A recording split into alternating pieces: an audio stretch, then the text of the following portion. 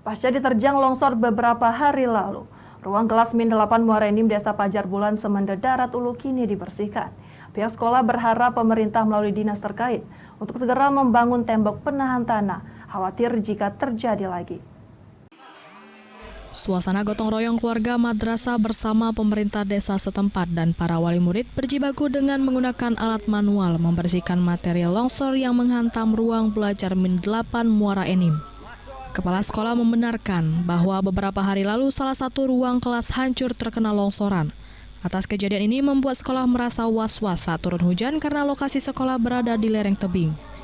Kepada dinas terkait berharap membangun tanggul penahan tanah di belakang sekolah. Kepada dinas PUPR khususnya kami berharap untuk membangun tanggul penahan tanah yang berada di belakang ruang belajar kami. Dari Muara Enim, Edwin Sasatria, iNews melaporkan.